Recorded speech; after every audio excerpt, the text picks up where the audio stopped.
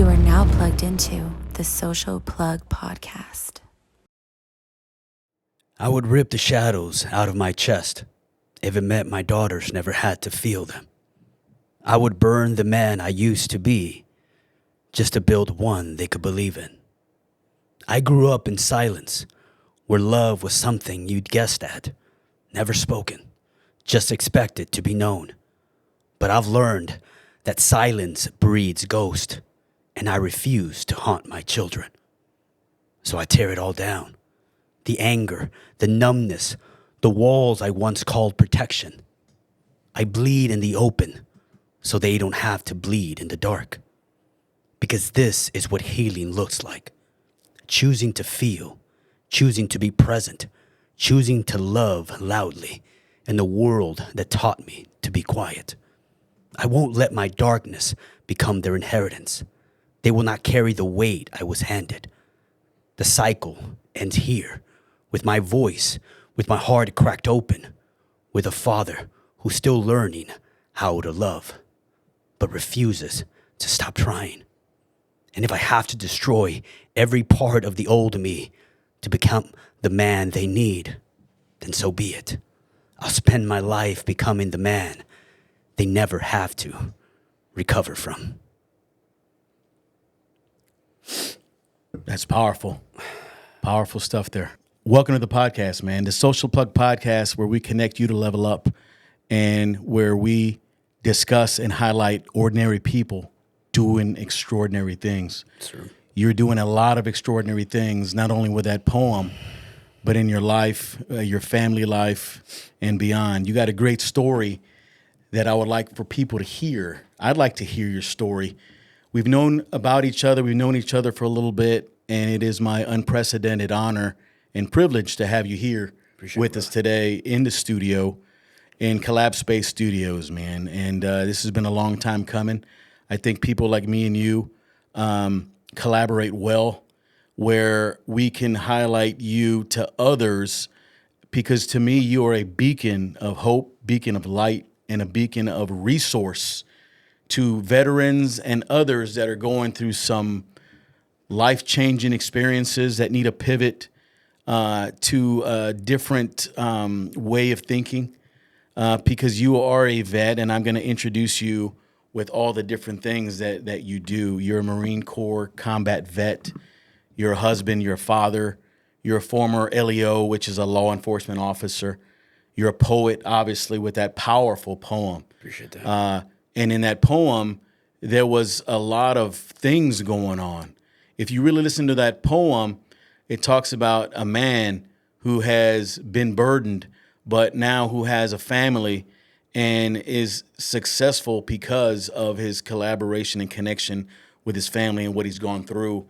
He is now anointing his family and his daughters with a new perspective on life, and using your journey as part of that to teach what you've gone through to them. Yeah. And that's kind of what I took out of it. You're a podcaster. Yes, sir. You're a community leader, community organizer, which is not easy to do. You meet a lot of people, you connect with a lot of people, and you do a lot of great things within the San Antonio and surrounding areas and beyond. My man, you do things worldwide because you are on these social media platforms that connects people that need to be connected to you. There's a reason why you do what you do. Yes, sir. And we'll talk about that during our conversation. You run a nonprofit organization called Frontline Strong. Yes, sir. And we'll get into that as well. You're an entrepreneur. You own Wellness Empowered. Yeah. We'll get into that as well. And you're also a suicide survivor. Yes, sir. That is part of your journey, part of your path. And it's a remarkable story on how you're still here today with a lot more to offer people. We're going to talk about life. We're going to talk about business. We're going to talk about your family. We're going to talk about all the connections that you've made and you're continuing to make. You make a huge impact. One thing I love, Antonio, is people that make an impact in the community and in the lives of others. And you, my friend, are the pinnacle of that. Thank you. And just having you here is an honor. So I can't wait to get into this, man. Appreciate it, brother. So, like I said, welcome. Powerful powerful poem, and I'll let you lead off with your Yeah. introduction, man. Yeah. So, man, just to kind of go back to that poem and what you just said right now, I think myself, like when I referenced in there that, you know, I grew up in a time in a family that, I mean, they loved, but they didn't really show it, right? Like they didn't really say it out loud. And the thing is, like, I want my kids to know that they are loved. I want them to know that they are cared for, that I would do anything for them, all of that.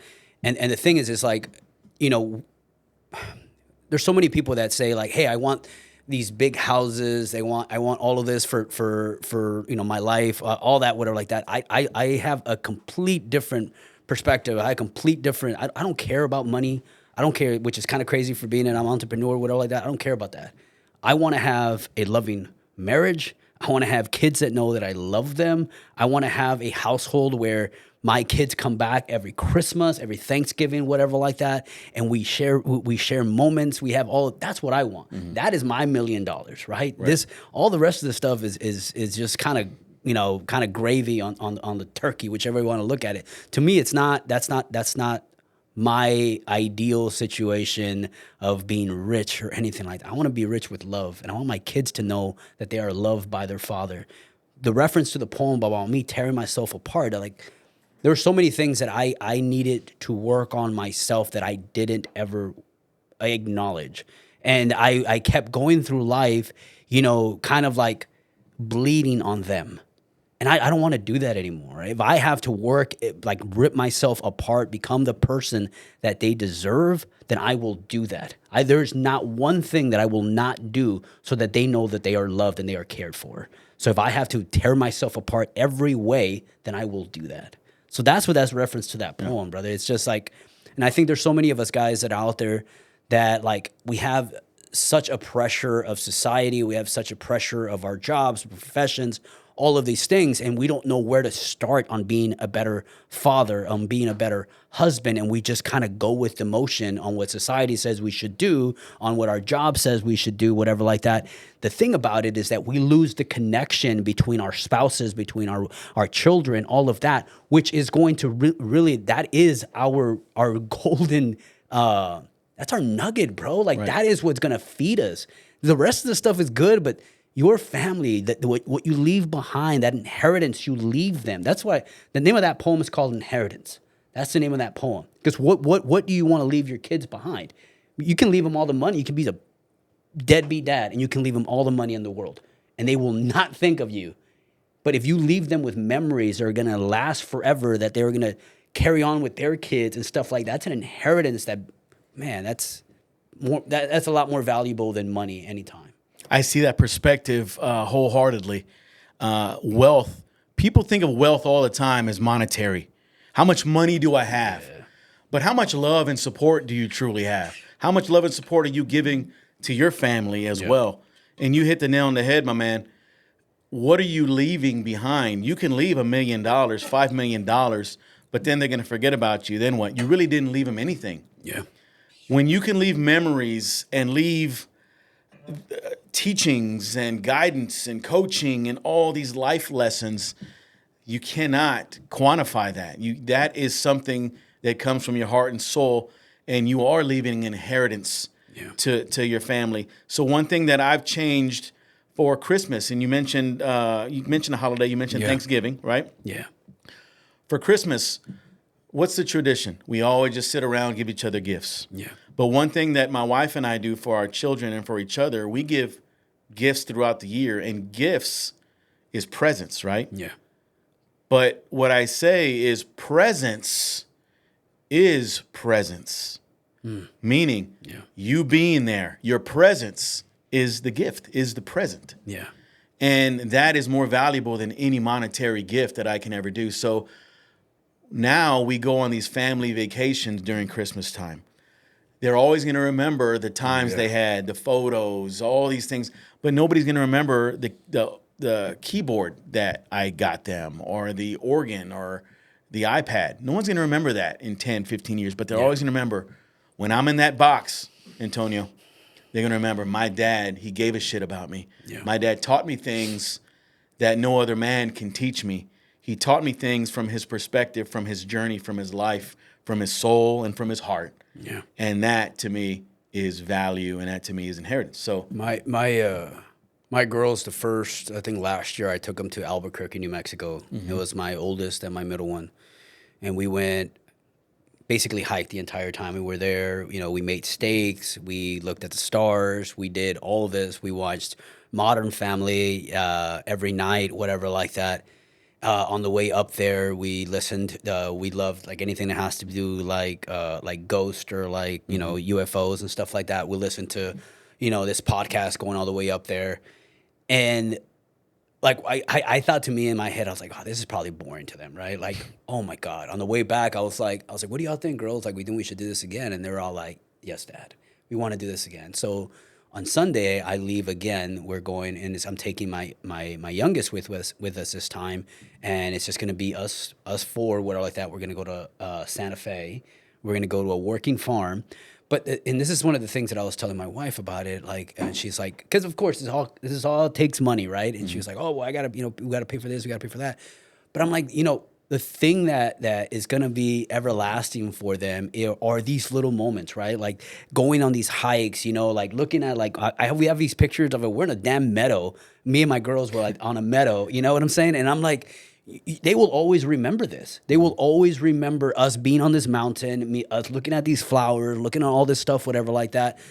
And these smaller things are bigger than any iPad or any of these little things that you can buy them that are just going to go wayside. They're all, eventually they're going to get a new iPad that's going to be better, all of this stuff. But these core memories that they get, those will last forever. They will now do that with their kids growing up, or they're going to push their husband to say, hey, my dad used to take me to Santa Fe, used to take me to New Mexico on these camping trips, and it was just a father and daughter trip, whatever like that. My wife's not going. It was just us. And we used to go hiking, we used to make steaks, we used to do all of this, and like those are things that they will hold on forever. An iPad and all of that, that's great, but that's not going to last. Right. Eventually they're going to want the newest iPad. Right. But yeah, dude, so I those to me is like when I wrote that poem, like I want them to know that like I will continuously work. And this is the thing though, bro. There's like, I didn't do that before. And we'll get to my story, but I didn't do that before. I was barely hanging on. I was barely making it in the way that like, I was showing up for them the way that my father showed up for me. And in my head, I'm like, I always wanted a better father. I always wanted, that loving relationship between my father or my family and all of that. I never had that. But I'm like, after a while, I used to tell my wife this. I was like, well, I grew up like that. I grew up okay. Like, they should be fine. Mm-hmm. But really, I was not fine. I was barely hanging on. I had, all of these family issues, all of that. And I was passing that on to my family. That's why there's a verse in there that says that I will break the cycle. The cycle will break with me. I will not pass this on to my kids to where now they are growing up. Well, Dad, I had that childhood. They can have that childhood too. Right. Do you get what I'm saying? Yep. So and you're never going to break that curse. Never going to. It's a curse because probably your grandfather raised your dad like that. Yeah. And it's just a cycle. At some point, you're absolutely right. You have to break it. And I tell my wife all the time, let's break it. And I think we have. We were the first ones to graduate from college each from our family. And we tell our girls, I want you to be better than us. Yeah. And it's going to take a lot of work, but you got to start now. And it starts with the foundation of taking care of the family, building these memories, these values. Yeah. And growing up, and I don't know, and I'll ask you here in a second, I had values, but my parents are always working. Mm-hmm. Both of them had 2 jobs each. Yeah. And they were always trying to provide. Both my parents are great providers, bless their heart. They're still with us today. Love them to death. But I never really had the fulfillment of the family together and teaching me things and all. One thing my dad did teach me is responsibility, respect, and commitment. Him and my dad never strayed from each, or him and my mom never strayed from each other. Yeah. So I learned that as well, and I learned a lot of key things. But I was always missing. My dad was never the one nurturing me and giving me hugs and all these. He would say I love you, but there was far and few I love yous, in between. Yeah. So I was missing that. And I didn't have the validation that we needed from our fathers. Yeah. And is that kind of the way it was for you? Yeah. And we didn't know we were missing it because that's just the way we grew up. So as when I grew up, man, my mom and my dad, like I don't know, man. I think they were really, really young when they had me. There was a lot of arguments about me and stuff like that. I don't really want to jump into why that was, but I ended up growing up with my grandparents. But I was a young kid, bro. Like I didn't know. I was probably like 4 or 5 when I moved in with my grandma, and I remember there's a poem I wrote about this too. But I remember sitting at the front of the house at the door, waiting for my mom to come back. And I remember that, like, I always wondered, like, okay, she's gonna be back, right? And like I think I stayed there in front of the door for like 2 or 3 days, not necessarily just at the front of the door, but like always at the window trying to make sure that she was coming, whatever like that. She never came. And I always wondered, like, what did I do? Like, all of a sudden, I'm living here with you, and then you just drop me off with my grandparents and then leave me there. Like, and I remember my mom and my dad got in a big argument, and then my grandma went and took all of the kids from the house. And I remember this like it's vivid, stuck in my mind. And she goes back to my grandma's house and like argues with my grandma about the kids and stuff like that.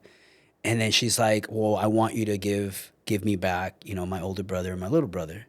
And you can stay with, my first name is Jorge. You can stay with Jorge.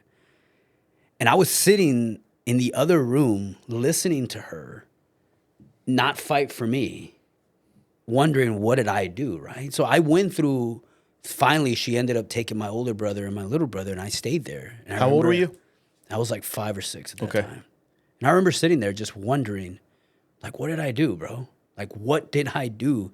And I think I went through life, like, and my grandparents were great grandparents, man. My grandma was amazing, but they're traditional Mexican people where they don't tell you that they love you. You're just supposed to know, right? Mm-hmm. The good of all of this, because I always try to find the good in everything, is that I grew up with my grandfather, and I always get emotional about him because he is a really, really hard man, was a really, really hard man. But somehow, some way, he found a soft spot for me. And I don't know if it was because of what had, my mom didn't want me around, whatever like that he had a soft spot for me and just loved me, bro. And like taught me how to be a man, taught me, the value of respect, taught me all of this.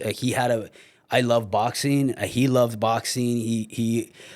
We just had he taught me how to drive, taught me to go fishing, like all of these things that he never did with his sons, but he did it with me.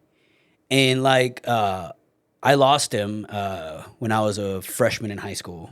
And one of the biggest things that I always regret about that is I never really told him how much I loved him and how much he impacted my life. When I was in Iraq, I remember that I used to pray, and I had a picture of him in my flak jacket, and I would always tell him that for him protect me and everything like that. But I talked to my therapist about this, and I'm kind of going around all this. But I remember I was talking to my therapist about this, and I'm like, I wonder if he's proud of me. Those are things that I wonder. I have a great relationship with my mom now. I have a great relationship with my dad. Everything like that. But the person that really mattered the most to me was my grandfather. And I never really ever told him how I loved him. Did he pass away suddenly, or was it? He had cancer. He had cancer, and it took him right away, bro. Took him right away. And I remember that. My grandfather was a strong man, bro. Just always working, just mad. He's just a strong dude, man. So to see him all of a sudden, lifting everything, and to now he was weak and crying and all of this, whatever like that, it tore me apart, bro. It's still something that I still haven't gotten really. I'm getting emotional about it. I still haven't gotten past it. I think the hardest part for me is I remember we were at because he was too big that we couldn't like pick him up. And I was a freshman in high school at that time. My grandma couldn't take care of him, so we had to put him in the home, right? And I remember we used to go visit him every day, whatever like that. And the day before this happened, he had told me, he's like, hey, I have a gun in my closet, and I'm trying to sell it so I can get money for your grandma. I want you to bring it. I knew what he was asking. I knew what he was doing. And it broke me apart that he wanted me to do that. Like, he wanted me to bring him a gun so that he could do that. You know, I ended up telling my grandma, to my family, and they confronted him about it and everything like that. But like 2 days later, we went back over there, and I went in to go give him a hug, and I was still really, really heartbroken about it. But he was asleep. And then that night, we found out that he passed away. So to me, it's like, I say, like, a lot of the time, like, with going back to the poem, it's like I see the impact that he did on me. Is I want to have the same impact that I have on my girls. Even though, yeah, he never told me out loud that he loved me, but he fucking showed me, bro. Right. Like, he showed me he loved me. And I want my kids to know that I love them, and I am going to do everything to protect them, to love them, to show them a different life, right? To give them something that they're going to flourish. Once I break this cycle, which I have broken this cycle, I want them to continue that. So now they're going to go into life growing their kids to love life, love God, and make sure that you have a strong foundation at your home. But who sets that foundation? We do. Me and you, if you have kids, whatever like that, we set that foundation. So I want them to have a solid foundation that they can fall back on, that they can bring on to their kids, just like my grandfather did for me. Right. You again, you hit it spot on. It's the obligation of the leader. There's no set leader. The way I see it in my household, it's scenario based. But I'm the ultimate leader. I'm the ultimate shot caller, however you want to say. We set the foundation, Antonio. And without our guidance and leadership, because my wife's 7 years younger than me, but she lived a good life with a lot of challenges and things as well. Yeah. But you put us together and we lead the family. Sometimes we ask the kids to lead in some scenarios because we want to teach them how to be leaders. And I'm sure as a dad, you do the same kind of thing. Because just like when you're running a business, I want to see who my leaders are. You can't always depend on me for everything. Yeah. So it's important that we teach our kids and our spouse as a supporter. Holy shit, man. My wife is one of the greatest supporters, if not the greatest supporter I've ever met. And she's the one that makes me tick. Yeah. And there's some times that I was under stress when I was in the military. Yeah. And I would call her and she'd soothe me just by listening to me. And I was able to cope and I was able to, think more clearly. And I'm sure you're kind of the same way. Yeah. So my wife is a leader just like I am, but she has a different role as a leader. Sometimes leaders aren't the loud and rambunctious guys like I am. I'm the one, I set the tone, I set the trends, I do all that. Yeah. But without her as a leader, I wouldn't be shit. Yeah. And I'd be either homeless or doing something that I shouldn't be doing right now. Right?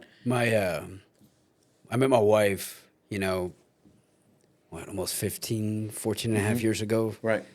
And I remember when I met her, like, I was typical Marine, bro. Like, I remember she came to my apartment and I had my fridge and there were 18 packs just stacked all the way from the bottom. I had a bachelor pad, man. Because that was a priority, right? Yeah, that was a big priority for me. So I remember that, like, when she moved in, that was the first thing she, like, took away, whatever like that. And then also, too, I was a correctional officer at that time. And she would make me breakfast, all this stuff. Like, she just did all of, and I wasn't, and before I met her, I was not looking for a relationship at all, like, at all. And then I remember talking to her on the phone and just, like, hearing her out, bro. And just, like, she had her shit together. Like, she knew what she wanted. She knew what she wanted to become, everything like that. And here I am, like, I'm like, 6 years older than my wife. And here I am still trying to figure out what the hell I'm going to do. And I had just gotten out of the Marine Corps, all this stuff with her like that. I'm like, this girl is like 6 years younger than me, and she knows exactly what she wants. So I was like drawn to her, bro. And I remember I went back inside and I talked to my boys, and I'm like, bro, I'm gonna marry this girl. And they're like, what the, like, are you serious? Like, you haven't even met her, bro. Dude, so I went on like 6 dates with her back to back every single day because she was gonna go to Atlanta to go visit one of her friends. And I wanted to spend as much time with her as I could before she left because I was just so drawn to her, bro. And I remember after that, she came back down. And this goes back to like where I tell you that my wife knows exactly what she wants. She came back down from Atlanta. She was with me all this time. She's like, hey, do you want to move in together? Like, what the fuck? Like, we've only known each other a couple of months, right? So I was like, yeah. So she moved in. She ended up getting my roommate that I had kicked out because she was like, yeah, I don't like him. So she kicked out my roommate. And then also, too, not just my roommate, but the other one that was paying rent in the house. So, but she was like, hey, why don't you go to school? And I'm like, what? Like, she's like, why don't you go to school? And I'm like, I myself, I considered myself a box of rocks, bro. So I was like, she's like, you're smart, go to school. So I went to school, I went full-time to school and full-time work. And so that I could afford the apartment because she just got rid of my roommate. And, but I went and I got my associates in business administration. Then afterwards, she's like, go get your bachelor's. And I was like, man, I don't know. And she's like, go. Went back, got my bachelor's in criminal justice. And then like, she just brought something out of me that I knew was there, but I just didn't know how to reach it, right? And she was able to like go through all the bullshit and go into like, hey, I see that, I'm gonna bring that back out. Were you full of excuses before? Oh, hell yeah, bro. Like the thing is, it's like one of the worst things that us as that our military does is our transitioning out of the military, right? Like there's a process, but really it's a bullshit process.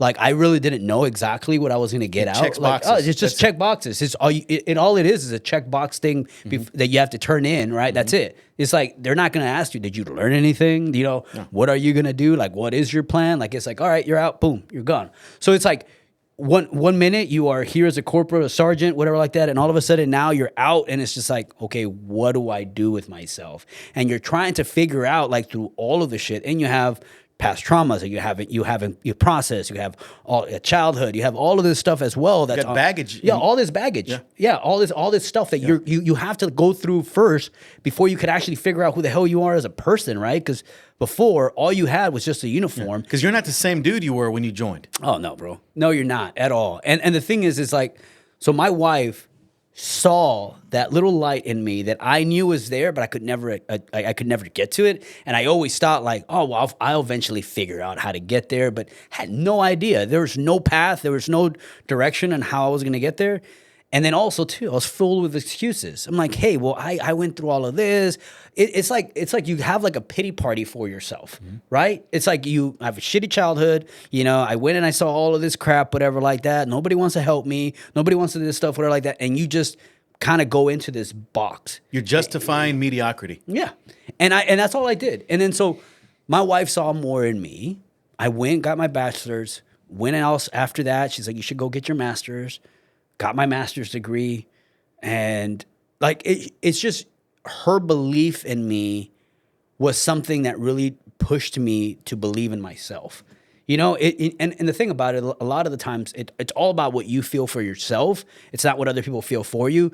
But she helped me get there, right? She helped me even get to the point where I kind of believed in myself. Right? Because before it was all of these other excuses. It was all looking myself through the lens of my childhood as of, okay, nobody loved me, nobody cared for me, nobody did this, nobody did. My parents left me a long time ago. You're all a of this victim. stuff. Yeah, it's that victim mentality. And I went through life looking at life that way and using those as my excuses of why I was where I was at. And I never saw like, how can I like pull myself from pull myself up to be something better than what they said that I was, right? And she saw something in me, helped me out. But it's a lot different from a man telling you I believe in you. Having somebody who truly cares for you, because sometimes when a man, like in the military, hey, I believe in you. Let's get the job done. Because half the time they just want to get shit done, right? But when a woman comes into our lives and truly grasps our heart and says, I believe in you, I love you, I want you to be better, and you're picturing yourself now married to her in a role like husband and wife with kids, it puts your mindset in a whole different perspective, man. And just having a woman say, I believe in you, to me, I mean, she did the same thing for me. That changed my life because I was a playboy. I was full of excuses. I thought I had it all figured out, but I wasn't shit. Yeah. You know, I had a conversation with my daughter about this the other day, and it was a while back when I talked to her about this, but she was like, oh, well, you know, a man, she was, I don't want to take too much of what the conversation was, but basically I told her, I was like, a woman has so much power, bro. A woman can make a man and can break a man. My wife helped me become the person that I am today. I owe so much to my wife, to coming into my life and helping me see that there is a lot more here than what my past trauma told me, right? And I never could achieve that. But a woman can make you or break you, can help you, push you in the right direction, and help you make your dreams successful. It can help you achieve your dreams if you have that right woman right behind you, right? And to me, it's not like they're behind you and like you're in their position ahead of them. We're like, no, they're right next to you. Right. My wife has been right next to me this entire time in everything that I've done, from school to me when I was in law enforcement to when I was now, you know, in my venture of my nonprofit, and then also the app and everything like that. She's been right there helping me look at things differently. Does that make sense? It makes absolute sense. And I see life as a dad and a husband way different from when I first met her. I was 24 when I first met her, and she was 18. Yeah. You know, and she was pretty young. I was pretty young. I was young and dumb, but she's mature beyond her years. Yeah. And you're absolutely right when you say a woman is powerful. They're way more powerful than men. Yeah. And because they have especially a woman who's mature and who knows what the hell she wants. She doesn't bullshit, and she tells you exactly what she wants. That's a powerful thing. Oh, yeah. And she's changed my life and changed my whole view on everything. Just about 10 years ago, no, I'd say about 15, when we first had our kid, I was still looking at myself because, I mean, we were married, but we were, you know, single individuals. My life didn't start, Tony, until we had our first child. And then that's when I saw life through a different lens. I was still kind of young and, okay, if we don't work out, okay, whatever. But when we had our first child, I knew I was committed. And as a man, when I commit myself to something, I'm all in. Yeah. There's no turning back, especially with another child that we have to, feed and be responsible for. And then when we had our second child, it was even to another level. And I think that's where you're at, because you have 3 of them. Yeah. So you have any pets? Yeah, a dog. Yeah, we just got actually. Is it a male or female? Female. So, dude, you're the same way I am. I got all females in my house. So do I. And we had a bearded dragon, and she's a female also too. Yeah.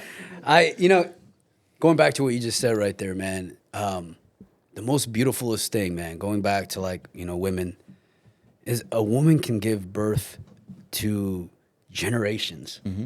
God, when you think about that, that is powerful, right? Like I remember when my wife had her first daughter.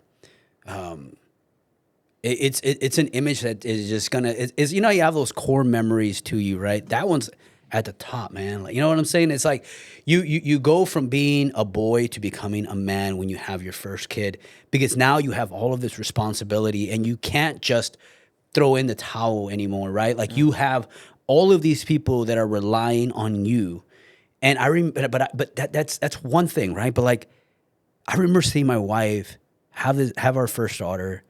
And I was just so amazed in that, like, she could be able to create this person inside of her body. And here, now you're putting out a future into the world that we don't know what it's going to be. She could be a lawyer. She could be this. She could be that. But, like, you're putting out generations of people after that. It's freaking powerful to me. That's why I say, like, I'm not trying to take away about what us as men are, bro. But like women, like they put out life into our world. They keep our world going, right? So it's just, to me, it's like I'm surrounded by women all the time.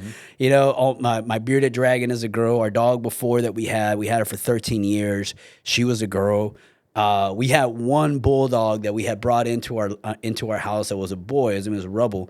Dude, that dude was terrible. It didn't work out. Did not work out, man. It did not work out. We ended up giving him away for free. We spent like a buttload of money to buy him, and then after we gave him away for free. But we just got another dog.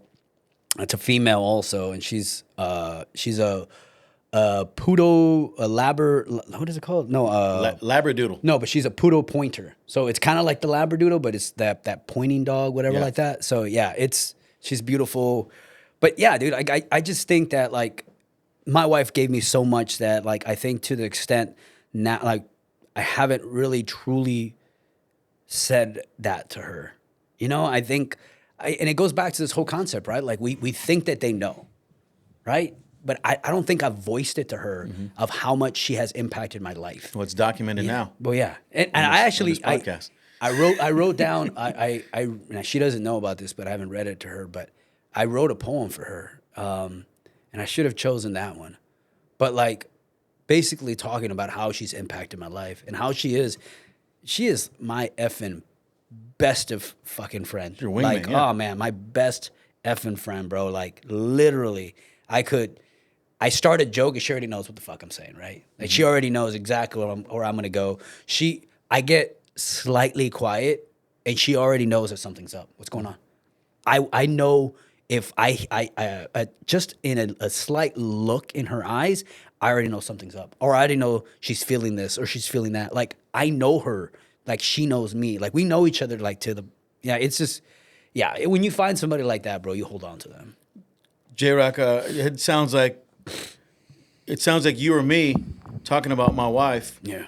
And I could probably be talking about your wife, because your wife and my wife seem like they're the same person. Yeah. Exactly. And me and you seem like we're the same person. And I don't know if there's any studies or surveys out there, but I'm a firm believer, married men, that is, who respect and value their wife the way we do and understand that the wife is the head of the household and the head of the foundation, they're happier and they're more respectful, and they stay together longer. Yeah. Because it's a give and take, and not every day for me is a 10. Sometimes it's an 8, sometimes it's a 4. It's never below a 4. But we have to understand as men, if you want to stay in a relationship long, you have to be able to uncover the value of your wife. And I know some dudes, they don't value their wives. Talk shit about them, cheat on them, disrespect them, call them a bitch, call them all the... Dude, that's not how you do it. Yeah. And you're going to be divorced really quick, and you're going to be lonely real quick. So I look at a marriage as an investment. That is the best investment that I've ever made. Second best investment would be my children, because my wife is the most important person in the household. It's not my kids, and I tell my kids that. You guys are very, important, but without your mother, none of us, we ain't shit. Yeah. Your mother is she controls everything. She controls our moods. She controls our stress. She controls our support system. She is the support system. Yeah. And that's the way I see it. I love my kids to death, but my wife is on a whole nother playing field. Well, let me be brutally honest with you, bro. I didn't value my wife like I do now initially. Like I was a piece of shit, bro. Like I wasn't a good father initially. I'm telling you this thing now, like it's what I've grown. Mm-hmm. I've changed. I've evolved. I've healed. But initially, oh hell no, man. You weren't ready. I wasn't at all. I was a shitty father, shitty husband. I didn't value my wife. I made her cry so many times, which now it breaks me, man. And she's stuck with you. Yeah, she's stuck with me. And the thing about it is, man, is like, I always say it's like, I wish I can go back and change what I did before, right? But then I look at the relationship that I have with my wife, and even though, yeah, it sucked and I put her through hell and I put her through all of this stuff, it made us stronger. Made us way stronger, man. Like, it made us know each other even more. I remember one day I was sitting, she was in the bathroom, and I remember that I was in the process of, doing my healing, all of that. This was like probably 5 years ago. And I remember I walked into the bathroom and I told her, I don't want to live anymore. And I remember she looked at me and she's like, what do I do? Like, what do I do to help you, right? But she just stood there and she stayed there. She hugged me, and we like, that's all I effing needed, right? That's all I needed, was just for her to hold me and just tell me things are going to be okay. I know she didn't have the answers, and I wasn't looking for the answers. I just needed to get it off my chest, right? That's all I needed. I needed her to be there, and she's always been there. And what breaks my heart is that I didn't value her enough at the beginning.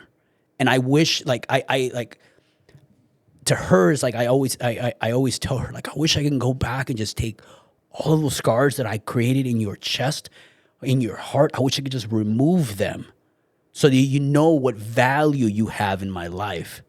And I didn't value you before, but I do. Like, I just didn't know how to express it because I never had that for myself, right? Like, a line in that poem, I said, a father who is trying to learn how to love. I've never known how to love. I have hardened my heart so much so that I would never be hurt. Prior to this, I would be in my relationships. Once I knew stuff was going to go wrong, I would just walk off. Like, you're not going to hurt me, bro. I'll hurt you. You're not hurting me. And I hardened my heart that much that even when I got in my relationship and I knew I was with the right woman, I knew I had these beautiful kids, I hardened my heart so much that I couldn't feel. And I remember that I was at church one time, and I talk about this a lot, man. I was at church, and I remember seeing this lady, and she had her hands raised and everything like that, and she was praising God and all this stuff, whatever like that. And I'm like, how are you? I can see that you're feeling this. You have this feeling in your heart that of this person that you haven't even met. You haven't even seen him, but you feel that. And here I have my gorgeous wife, my beautiful kids around me, and I can't feel a damn thing.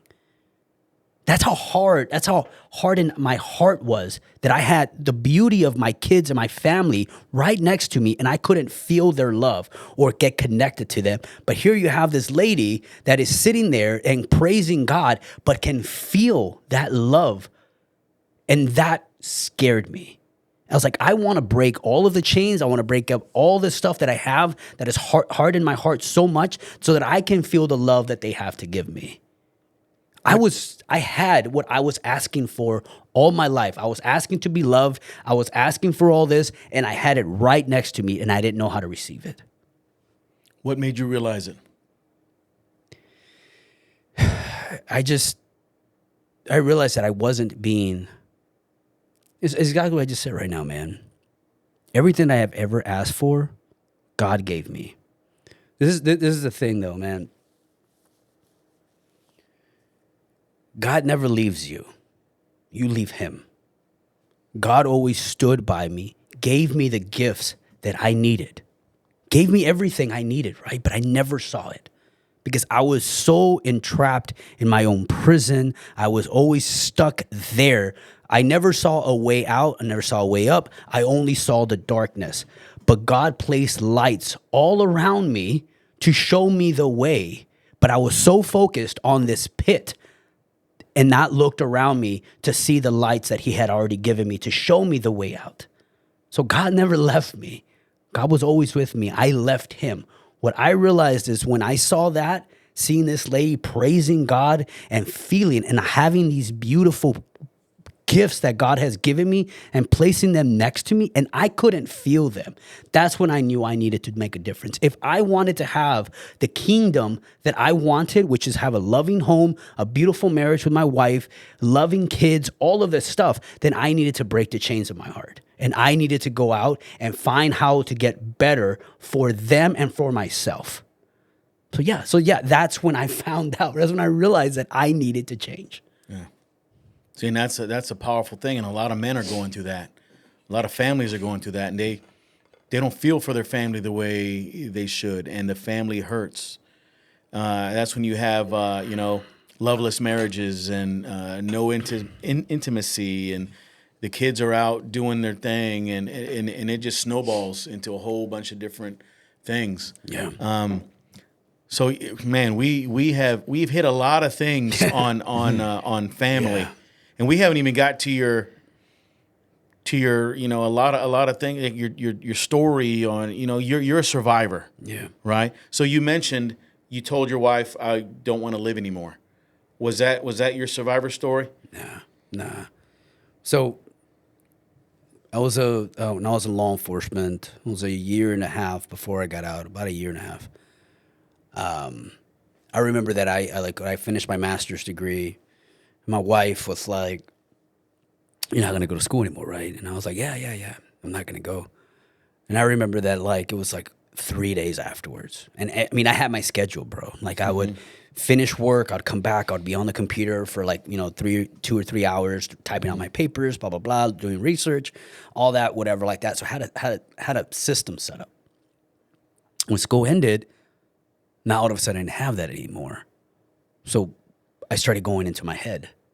The silence that I had, which I feared so much, started getting louder. And so I remember that I was like, I can't do this. So I went in, I applied for my doctorate program. My wife didn't even know about it. And I got accepted. And I remember that I was going to school. At first, when I told her, I got my letter, and I was like, I got accepted for my doctorate program. She's like, what? When did you apply? And then I told her, I was like, hey, well, that was a good way to keep my mind occupied, which was positive, right? Because my wife couldn't really say anything. Oh, well, you're going to school, you're wanting to make more money later on. It's an investment in your career, all this stuff, right? So she just kind of okay, it kind of sucks, but all right, we'll work with it. Well, my wife was pregnant with our second daughter. I had this big investigation that I had at work, and then I had school and everything, and I used to work in Beeville, so I would drive back and forth, right? And I remember I was coming back, and I had this search warrant that I had to get done and all this stuff like that. So I had all this pressure on my chest, man. And everything that I had ever done before to stop these voices and stop this feeling of my only solution at that point was death. That was my only solution, right? But I had been able to block down those voices enough by school, by work, by all of this stuff like that. Just kept my mind busy that voice couldn't get to me. But at that point, I couldn't stop it anymore, right? And I remember that I pulled over on the side of the road, an old country road, whatever like that. And I pulled over and I just sat there bawling, and nothing in me anymore wanted to live. Nothing. There was nothing inside of me that said, hey, there's going to be a better tomorrow. The only solution in my head was kill yourself. That's all I knew that I needed to do. I grabbed my service pistol, put it on my lap, and I remember that I was raising it, and I was about to go up, and then my wife sent me a picture of my daughter. And the thing is I always think about this, and I always tell people this, I always felt at that moment, even though it didn't happen this way, I felt as if I had a noose around my neck. I jumped off, and the tree branch broke, and I survived.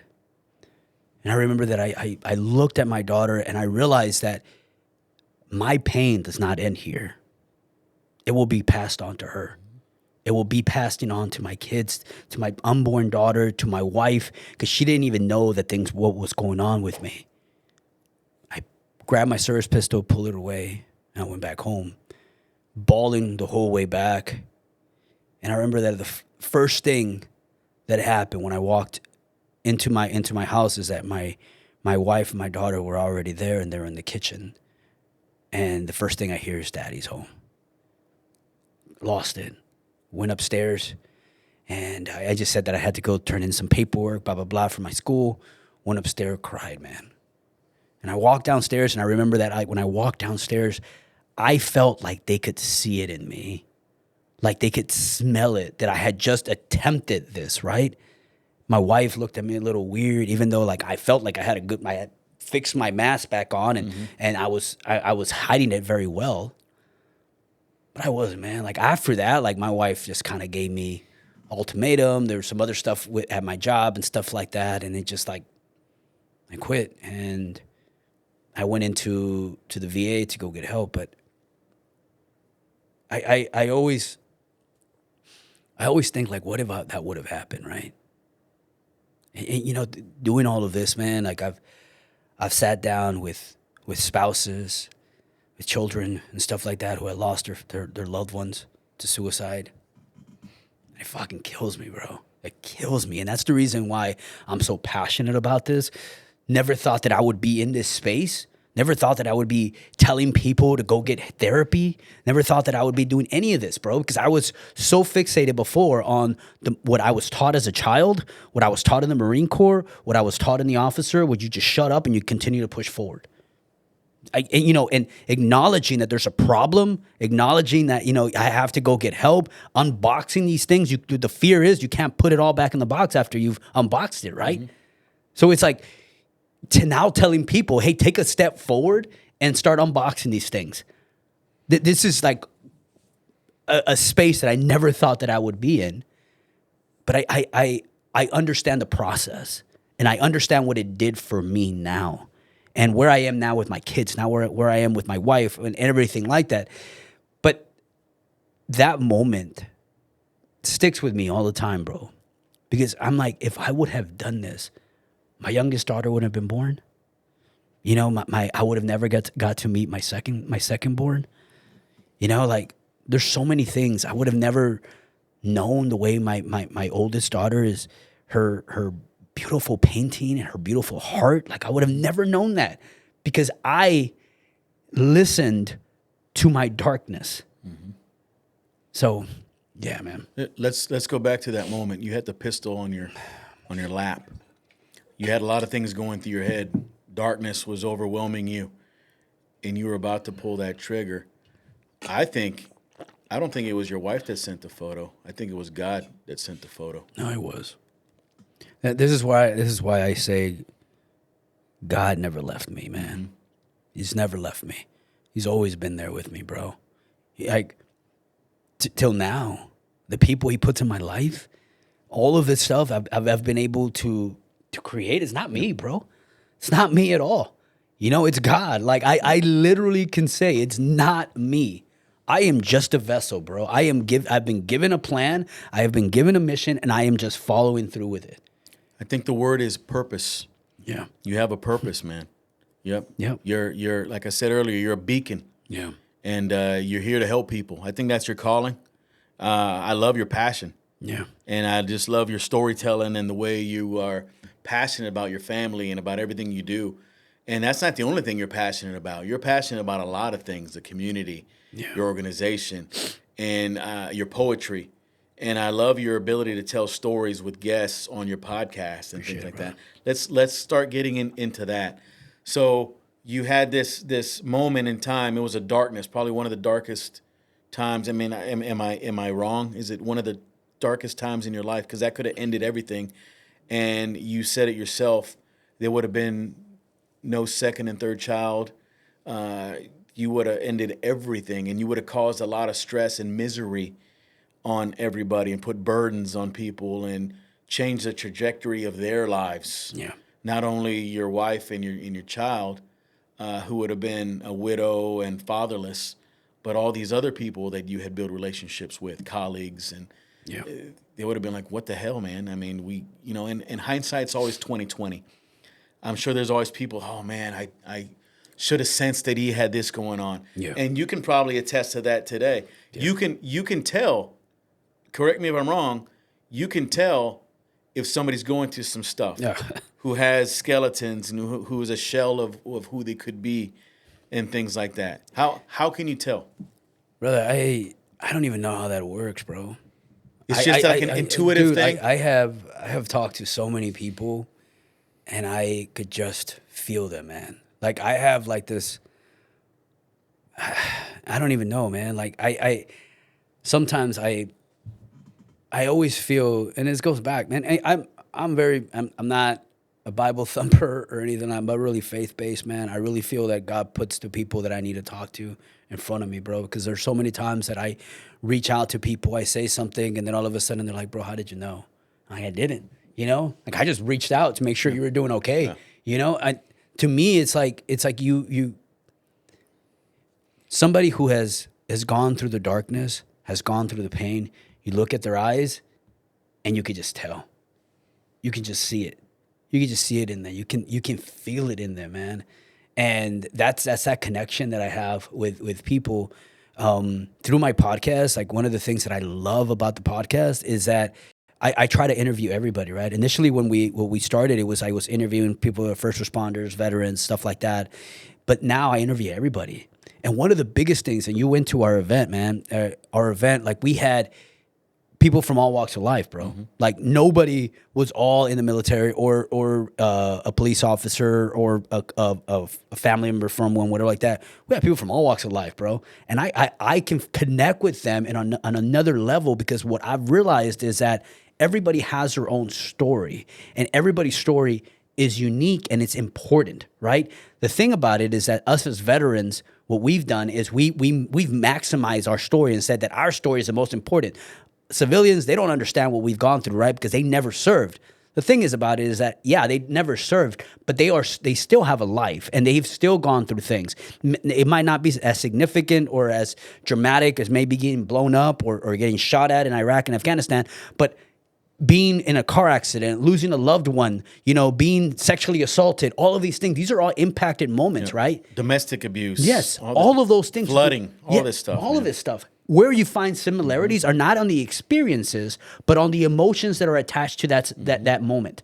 That is where you find connection. And when you wrap your brain around that, the human experience is unique in its own, right? And if you think that your only experience is the most important thing, then you are limiting yourself to interaction and connection with other people. When you extract that and you just allow people to speak and speak their truth, you can learn more about them and about yourself. Because they might say something that you might like, holy crap, like that, I can use that for myself. So when you extract the whole thing about your story is the most important thing, and nobody can else understand you, and you remove that to be more open to what other people have to say, bro, you open yourself up to so much more, right? So much knowledge, bro. So what I try to do with the podcast is I try to bring everybody on that have their own unique story, bro. They have their own way of thinking, and maybe I'm not saying your beliefs are your beliefs, right? I know I never try to put my beliefs on somebody else. My beliefs are my beliefs, but you have your beliefs, bro. And if I could give you a little bit of perspective of mine, and you can give me a little perspective of yours, whatever like that, maybe we can find a common ground, right? But acknowledging that everybody has their own beliefs and their own perspectives and everything like that, and not trying to like feed yours and be like, this is the Bible, whatever like that. Like, just be respectful. That's where you can find commonality. That's step one. Yeah. Just being open to people. Yes. And do you think that is why you have this calling to help people? Understanding that other people have value and have these stories, and you can relate, and you can use that as a megaphone to help others. So I always say this, man. One of the strongest things that we have been given in our lives is a story. If we look at Jesus Christ, if we look at all the Bible stories, they're stories, bro. They are stories that have been passed on from generation to generation to generation, right? And they still are leaving an impact on people's lives. The strongest thing we have is our story, where we limit ourselves if you don't speak your truth and you don't speak your story. You're not giving somebody a different perspective. You're not helping them understand that they're not alone. The strongest thing is we have is a story. When we talk to people, when you use what you've gone through in your life, I believe that God gave me all of these things that I went through in my life for a reason, so that I can share it with people and share and make them understand that they are not alone. That all of the stuff that they're going through, their darkness, that's one of the big things, man. Your darkness and your pain, what it wants to do is isolate you. What it wants to do is put you in a corner and make you continuously tell you the same thing over and over again, so that becomes your heartbeat. The thing about it is when you start getting other perspectives, you start talking to people, opening yourself up, that is when you find more of understanding that you are not alone. When you tell people, hey, I was there before you, like what you're going through, I went through that. And you start talking about it, that's when they don't feel alone, bro. It's like, holy crap, like you went through that too? Mm-hmm. Well, let's talk about it. That is what a story is. You get what I'm saying? Yep. Story and being vulnerable is leadership. And you said something there that was spot on as well. If you don't tell your story, the story ends there. The book's closed. It'll never move on to anybody else. Yeah. But when you have the ability to tell a story, it lives on. And you tell me your story, I'm going to tell somebody your story, and it's going to keep moving on and living forever. And that's a powerful thing as well. So how do you help people? So we talked about it. You're an entrepreneur. You run a nonprofit. You're a community leader, organizer. We've already talked about you being a husband and father and all those things. But let's talk about the story a little bit more and untangle some of those things. You do shit in the community constantly, man. Yeah. And I love it. I see your face. I follow you. I see your face out there. People are talking about you. Mike Vasquez, he's the one that told me about you. We just had him on the podcast. Dude. He told his story. He's a vet. He's a retired first responder, community influencer. He's doing it big. Yeah. And he speaks very highly of you. Love that. You speak highly of him. Yeah. I love that. You're telling each other's story. Yeah. And that's how we're connected, because we're all connected in some way, shape, or form. And I'm glad we're able to physically connect. Me and Mike connected over coffee. And we had like a moment, bro. Mm-hmm. Like, I've had a lot of these, man, but like, me and Mike sat down, and I don't think he knew that it was going to go this way. I'm a very deep person, bro. Mm-hmm. I don't know how to have at surface conversations. I don't know. I don't know how to just talk about the game. I don't know how to do any of that. Like, analyze it. I am a very deep person. I love to like have deep conversations. I want to know how your heart is. I want to know who you are as a person, right? So I sat down with Mike, and I didn't think that he knew. I think he didn't know that the conversation was going to go there. But we started talking about our childhood, and bro, by the end of our coffee, both of us were already teary-eyed and everything like that. But that's right there, bro. Connection, bro. Connection. Opening up, being vulnerable. Vulnerability, bro. You said you hit it right on the head. Vulnerability is fucking huge. I'm sorry for cursing, but vulnerability is huge. You want to get past anything? Be vulnerable, bro. That's the only way that you're going to start breaking walls, is being vulnerable. Because you can say things at surface and it's never going to get any connection. You're never going to get connected to another person. Nobody's going to truly know you. This is what I always say. It's like, you know your best friend, but if you've never been a vulnerable state with him, you really are not your best friend, because you are at surface at surface conversation with him. You're talking about the game, you're talking about this, you're talking about that. You're never getting to really know who they are. So how can you say they're your best friend if you've never had a tearful, really, really to the heart conversation with them, if you've always just talked to them at surface and they're great at drinking? You have great social hour and stuff like that. Like, I think to really know a person is you have to have those heart-to-heart conversation. You have to be vulnerable with the person so you can really get to know them. Dude, I was so scared of being vulnerable with people, and now I don't know how to stop. I don't know how to not be vulnerable. Yeah. You get what I'm saying? And if my therapist one told me, she's like, that is good, but it's bad because you're allowing people, into your space like that. The thing about it is, like, if I give them a little bit of light, that's all that matters. They can't do anything to me with that. If I'm being vulnerable, I'm taking all your ammunition. If I'm telling you, I was an alcoholic. Yeah, I was a shitty dad. Yeah, I was this and that. I was all these other things. I'm letting all of my ghost out of my closet, bro. Right. What ammunition do you have against me? Yep. So if you're being vulnerable with somebody, you're taking everything that was ugly and dark in your life, and you're showing it to them. And if you love me still, that you got a true friendship right there. But also, like, how can they come back to you? How can they come back at you when you've already shared with them all of your darkest? They can't come back with anything that's going to hurt you. Right. That life hasn't already done You've for you. let them know You know what I'm saying? all the previous negative stuff that you've had going on in your life. Yeah. And you've turned it into a positive thing. Yeah. Strength, courage, resilience. That's another key word. Yeah. Vulnerability, all these things. Nobody can take that away from No. you. All these things, people look at them as scars, right? But they're just memories. We talked about memories in the beginning. Yeah. They're memories of what you were before, and now have you risen through the ashes like the phoenix. Yeah. And this is where I'm at today. Yeah. And I'm able to help people and, give them a whole new perspective and raise my kids to be assets to society and to be strong leaders and strong women and have, be great mothers and wives. And man, it's beautiful. It's a beautiful thing. Yeah. As from a man's perspective, knowing that you have that confidence in yourself. I've overcome all these things. I've overcome potential suicide. I've overcome, wars. I've overcome law enforcement things. I know you dealt with some shit in law enforcement. Yeah. Every day you were in danger. So we know all that, but it's made you who you are today, a courageous leader, man. And just to be extremely even more vulnerable with y'all, like this shit ain't perfect every day, bro. No. You know what I'm saying? That's one of the things is y'all have to understand that it's not 100 all the time, bro. It can't be. It's at 50. It's at 40%. You talk about having that, like, I don't know the way that you worded it, man, but like having that confidence. My wife is perfect at this, bro. There are many times that I'm about to get on stage, or I'm about to go do this, or I'm about to do that. I'm nervous. I'm like nervous. I have this and that, and my wife always says, she's like, and the first time she said it, I'm like, man, this is kind of harsh. And she was like, they're not here for your nervousness, bro. They're not here for your nervousness. They're here to hear what you have to say.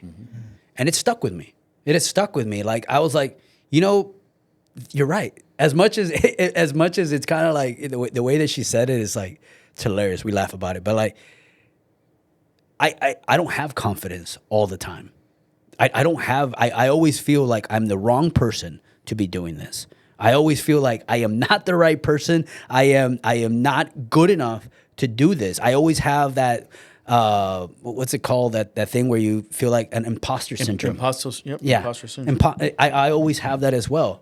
So it's like, I'm trying to tell people, it's like, yeah, I'm giving you this of my highlight moments, but trust me, in the weeds of all of this, there's a lot of moments where it's like, I am not good enough. I have to continue to do the work. I went to the Travis Mills Foundation to go do 7 days of heart therapy. I'm in therapy myself. I'm writing every day. So you have to continuously do the work. When it's not like once you hit the end, or you feel like you have relief, it's not just like, oh, I'm done. Hell no. It never ends. It never ends. It's a continuous thing, and you have to stay on top of it every single day. And it's not a burden, bro, because you are just breaking walls, breaking all of these layers inside of you that were bad. And you have to understand that you have all of your life that you've gone through, right? And now you've hit this point in your life where you want something better.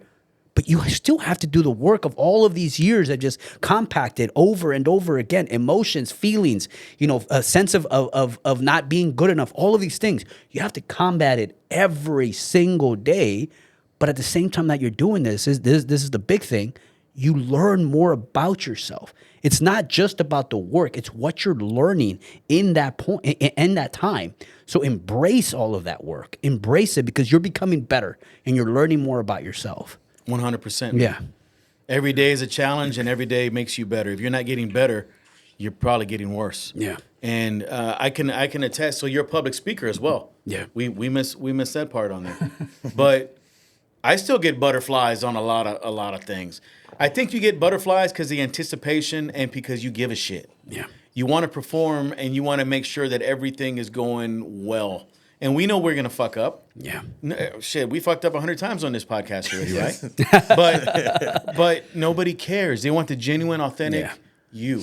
Yeah. And she's absolutely right. Nobody cares if you're going to go up there and mess up. They want to hear your story on how they can be impacted and they can impact others, man. And that's a special gift. You have a gift. I think we all have a gift here. Yeah. We have a responsibility as men and as human beings to be able to relate to people and help them overcome obstacles and challenges and hurdles because we've done them. We're doing the work up front. And if we can help anybody in any way that's never gone through what we've gone through, it's our obligation to help them. Even if we haven't gone through it. I mean, we can give them some perspective as well. And that's what the beauty of the podcast is. Yeah. And I watched some of your episodes and you're going in hard in the paint, man. Yeah. And you're talking about these hard, vulnerable things. You know, it's actually what gifts are. Gifts that God gives us. Because gifts are not earned. They are given by God, right? And the reason why he gives you those gifts is to help you bring people to him. Right? That's why he gives you those gifts. He gives you the gifts of public speaking, poetry, all of this stuff, whatever like that. All of those gifts are to glorify his name and bring him to you. So, like I said, I'm not a Bible thumper, man, but I have realized how much God has always been an impact in my life.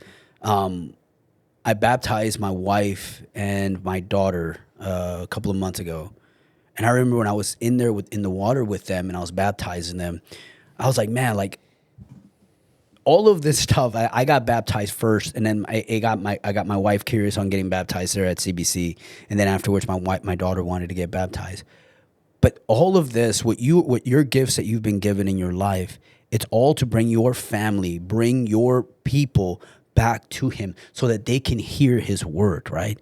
I have seen that most of the time, and if you watch some of my podcasts, where I find the most at home is when I talk about what God has done in my life.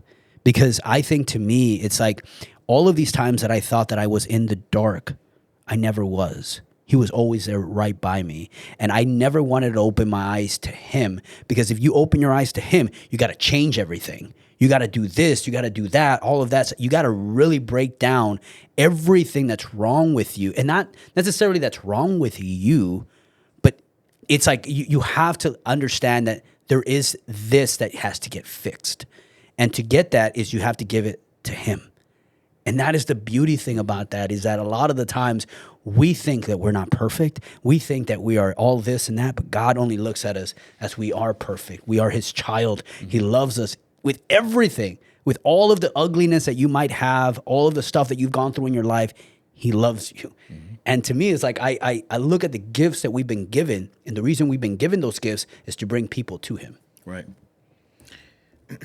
Yeah, man. You have something? Yeah, I've been quiet the whole time because I've been listening. And one thing I learned when I was younger, bro, was to shut up and listen. And I told Johnny that when he told me you were going to come on, I looked up your channel and I looked up your just your socials, man. And I was really excited for you to come in. But something told me last night as well, like, when we bring people on the show, it's like, you know, depending on what they do, we feel we have to bring, if not only that same energy, we have to bring a certain type of energy, right? But preparing today, coming in, man, something was telling me since this morning. I'm not gonna lie to you, man, I'm kind of getting a little emotional over here, because what you were talking about your grandfather being your best friend, that's kind of what I went through as well, you know. And I didn't want to get in the middle of everything because I knew I was going to get like this. So, but what part of you, from your grandfather to the way you said you were being with your wife that you didn't agree on and didn't like that person, to who you are today, who was in the middle of all of that? Like, what Antonio was that? Do you still have pieces of that everybody felt that got the good of you? I think the part that I've always had a big heart, bro, and that I got from my grandfather. My grandfather always had a big heart. As I say, my grandfather was a very hard man, but I would wake up early in the morning, and I would see him with my grandmother, and he was joke around with her, laugh with her, dance with her in the middle, and while she was fixing breakfast for him. I get that from him. So the way that I am with my wife, as much as there was ugliness and all of that, like I think my grandfather taught me how to be a man, how to love your woman, how to love your family, how to be a provider, all of these things. I think I was through everything else. Like I think losing him at such a young age, you know, I wish I would have learned a lot more from him. I wish I would have asked a lot more questions. I would have done all this, whatever. But I got that from him. Like I said, I have a great relationship with my father now. But I feel sorry for my brothers, my older brother, my little brother, that didn't get that from him. Because he was, as like I said, a hard man, but he was a remarkable man, bro. Like, I still love boxing. And just the reason I got into boxing was because of him, right? Like that was our, me too. That was our connection, bro. That was our connection. And I ended when he passed away, I ended up realizing he was in the military in Mexico. So that was another connection that we had, right? And like, he was just a remarkable man. And so like to answer your question, bro, like those are the things that I got from him, but I think I got lost in the way, bro. Like I think I allowed all of this, like my past trauma with my family, the military, law enforcement, all of these things were like that kind of like overshadowed the good that he placed in my heart, the good that he placed into me.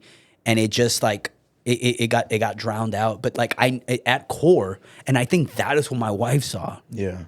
That's that light that she saw inside my heart is that my grandfather put in there. That's crazy, man. Because again, that's literally what I've gone through in life. Like my grandfather was my best friend. Him, telling me to make sure I look out for other people was the military in him. And, seeing him take care of other people. I remember we used to walk down the street to the store every day because he loved walking. Yeah. And one day we were good there, and there's a guy outside without a T-shirt. He took his shirt off, gave it to him, gave him a couple bucks.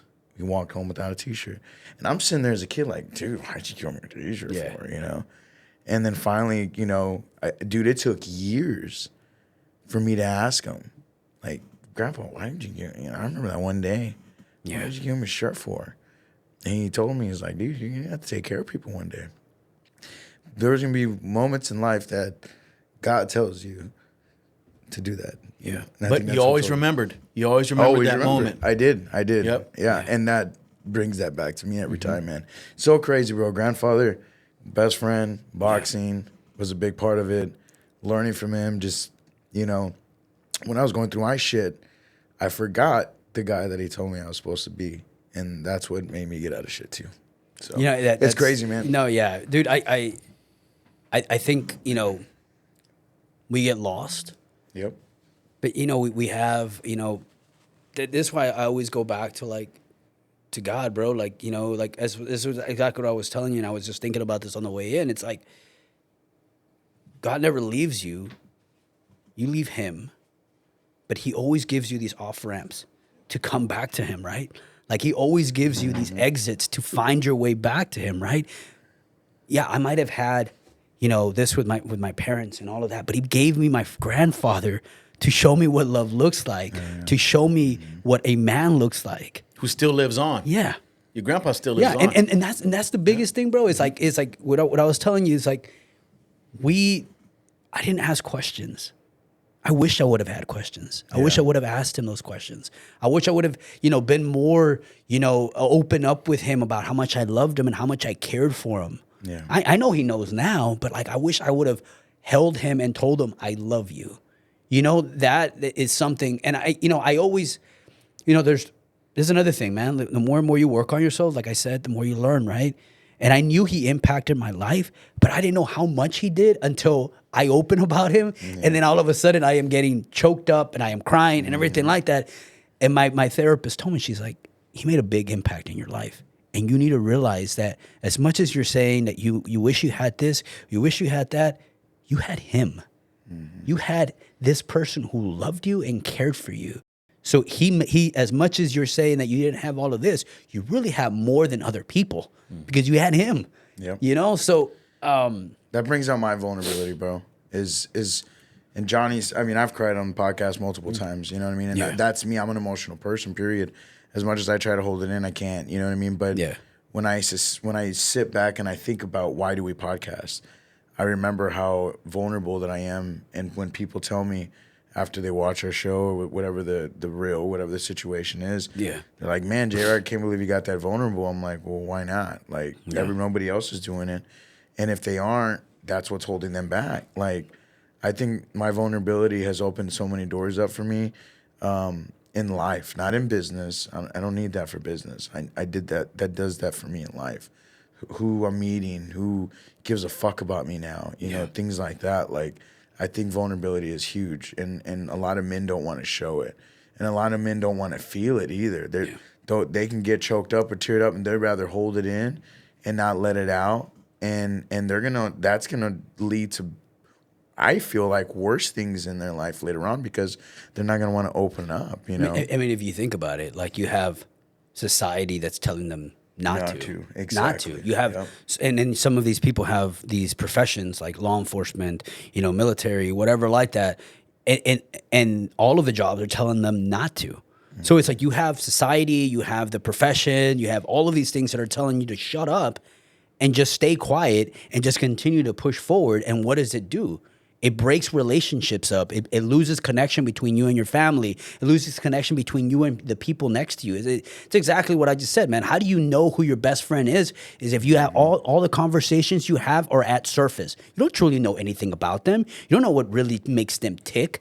You know, all you know is they like Bud Light and they like some wings, or you know, they like the Cowboys or whatever. You know, that's all you know. That's what your conversation is, and you're saying that this person is your best friend. How the hell does that happen? Yeah. You know what I'm saying? So that to me is like what vulnerability does. It gives you a better understanding of that person. It gets you get to know what makes them tick, who they are, what are the things that have hurt them? How can you help them whenever, like, what does it mean when they get silent, bro?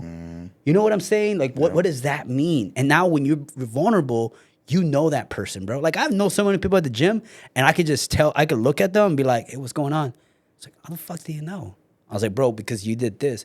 But it's because we've had those deep conversations that I understand when their demeanor has shifted. Right, when their attitude, I mean, not with attitude, when their face has shifted into something else, like, I know what's up. Yeah. And here's another element of that.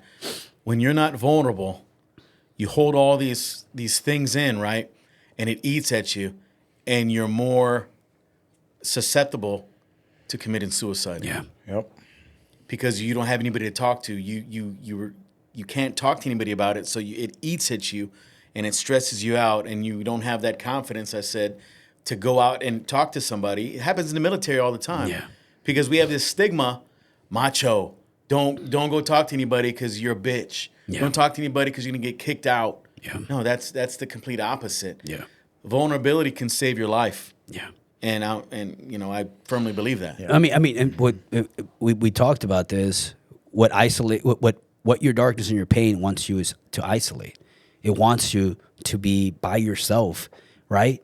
And it doesn't want you to be vulnerable. It wants you to shut the hell up and just get in the corner and just listen to me, which is, you know, the only way out is this. The only way out is this, and stuff like that. And it wants you to get into an area where you can't connect with anybody. That's what I was like telling you about, like breaking down all of the walls within my heart, bro. Because I had put so much around it to protect myself that I isolated myself even further, because I could have people around me, but if I don't feel anything, I'm still isolated, bro. If I can't receive that of what you're giving me, if I can't receive it, I'm still isolated. So that's the other thing, bro. It's like, yeah, you might be out and you might be talking to people, but if you have surrounded your heart with all of this and you can't feel anything, you can't receive any of that, you're still isolated, bro. That's it's kind of me right now, bro. Yep. Let's talk about your nonprofit, man. Frontline Strong. Yes, sir. Tell us a little bit about that. So we've been fully operational for about 4 years. We've helped about 360 people with free therapy sessions. We got started when San Antonio was having one of the highest suicide rates in the entire country. A lot of the police officers were taking their lives, and we got started around that time. And what we do is we provide free therapy for these individuals. We provide them with 12 free therapy at no cost sessions for them. We provide 2 sessions for couples therapy, and then afterwards, then we provide for the spouse and the service member, we provide them with their individual 12 sessions. We also provide sessions for children, and we just started in this last event providing art lessons for children. So this last event, we raised enough money and we paid for 5 kids, and we're working with a nonprofit that underprivileged children that we're going to help them get free lessons for art lessons. So ages for the mental health sessions. What are the ages on that? So it all varies on the practice, but it's usually 4 and up. So we partner up with other practices. Like we got one here in San Antonio. We got a couple here in San Antonio. We got one in Austin. We're just signing on one in Killeen. We have one in Dallas and one in Houston. Okay. So they all vary on what they provide as well too. So we find out like where they're at, whatever like that, and they're like, hey, I can provide you this here, or hey, are you okay doing telehealth with a child therapist in San Antonio, where we provide it, whatever like that. But yeah, man. So it all varies.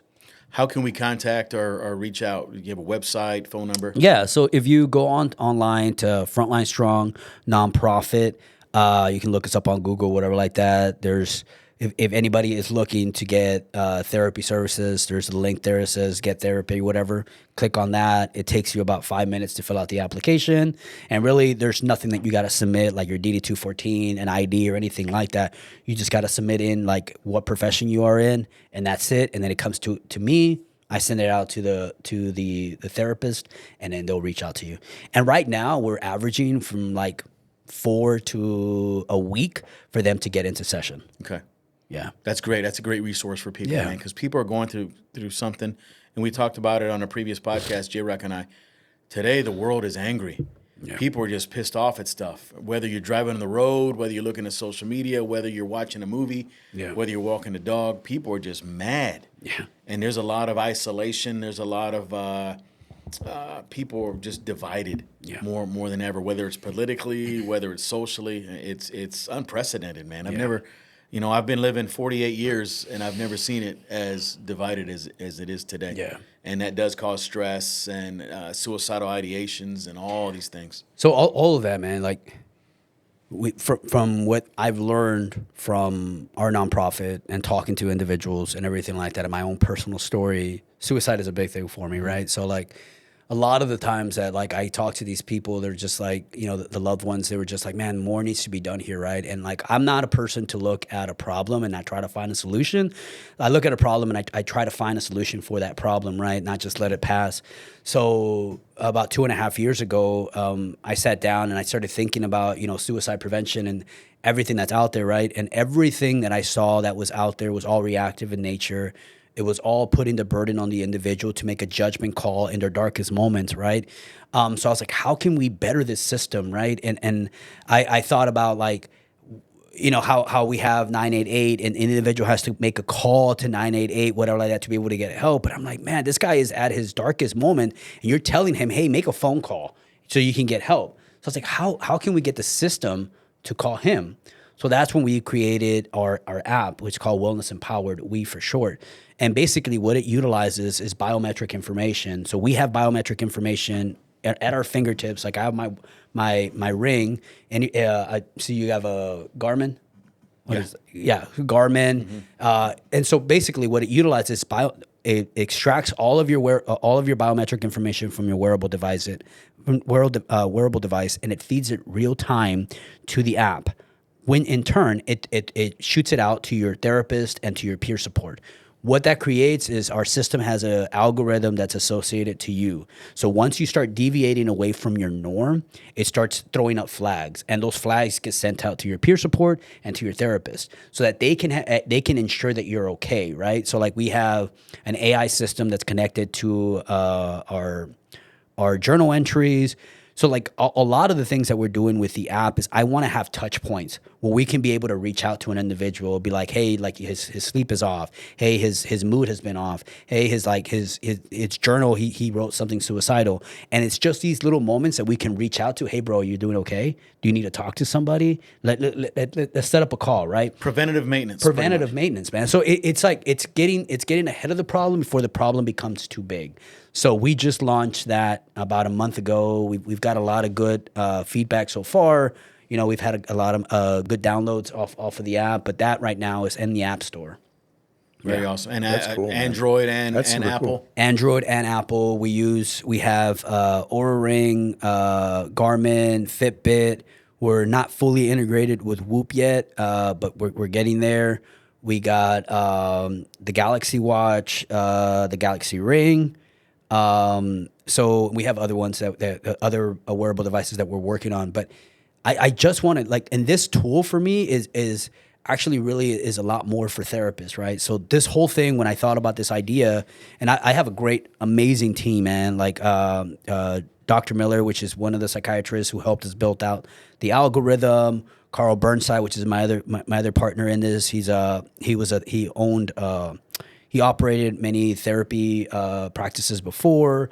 He has a really, really good insight into what therapists needs. I got Fee, which is our clinical director, Jerry Berlanga. So I have a great, amazing team that kind of saw what I kind of was thinking about, and they helped me build something completely different, because originally I thought it was going to be like a wearable device that we can use and it would just, whatever, but they were like, hey, let's build it into an app. So the app is 3 different apps. You have the user, you have a peer support, and then you have a therapist, and they're all interconnected. And to me, it's like, how can we provide more valuable information, more valuable data to a therapist so they can have a better understanding of what your life really looks like? I mean, if you really think about it, an individual is in therapy, 3 times a month, maybe more. It all depends on the severity of the case. But after that, like, a therapist doesn't understand or doesn't know what their daily life looks like. Here, they can be able to see it. You got mood. You have look at all their biometric information. They can share their journals with you. All of these things we have. Gratitude and affirmation statements that they can write, and they can share it with them. So you have all of these things that you can share to your therapist and to your peer support, so they can have a better understanding of how you are doing. And now we can get ahead of problems before those problems get too big. Oh, that's crazy. So that's cool. That's a one-of-a-kind really thing, awesome. man. Yeah. That's a next level. We talk about next level all the time. Yeah. That's definitely next level, Yeah. and it's a great resource. So this is Wellness Empowered. Yeah. Honestly. All right. Yeah, and that's in the App Store. You can find us at Wellness Empowered LLC, I believe, and you type into the App Store. But yeah, man, this is the thing, though, man. Like, it goes back to what we were saying, right? Like, all of us are given a story. What do you do with that story, right? We've all gone through moments in our lives. If we just look at them as moments in our lives that happen to us, but not look at them as a lesson, not looking at it as something that you can find a solution in, your trauma and your pain, there's a solution in there for somebody else, right? So it's use your story to better the lives of somebody else, right? Because if you just let it just be something that happened to you, the devil wins, okay? Use that, what the lesson that you learned right there, and create something more. Create a different memory for your family or your kids, whatever. Like, create an app, create a nonprofit, create all of these things that can help society not get out of that hole faster. So that's how I look at it. That's why I say a story is so powerful. Yep. Be the blueprint, be the strategy, man. Yes, sir. And you definitely are doing great things, making an impact not only in your family, but in other people's families as well. It's been an honor and a pleasure having you on. Appreciate it, brother. Yeah, like I said, I wanted to have you on for a while, and maybe we can collaborate again. Maybe I can come on your podcast. I would or maybe love that. You can be a returning guest. Yeah, man. Because, I would love that, bro. Yeah, we have a lot to talk about. There's a lot more that we left on the table. Oh, yeah. Yeah. This is just scratching the surface. Yes, sir. On our initial podcast with you, man. Yeah. So besides here today and Frontline Strong and Wellness Empowered, where else can we find you? I mean, I'm on social media. I'm on TikTok, Antonio Poetry. Also, I don't even know my handles on Instagram, but Frontline Strong Nonprofit, of course, on Instagram. I got my own individual one, whatever like that, which I do my workout videos and stuff. But yeah, YouTube, you're on YouTube as well. well. On YouTube, on YouTube we have Unbroken Podcast, Frontline Strong Unbroken Podcast. Yeah, I love it, Yes, man. sir. We're subscribers. Yeah, there we go. So yeah, those of you watching, thank you for watching. This has been a great, passionate, informational, educational podcast. Thanks to J-Rock for producing the podcast.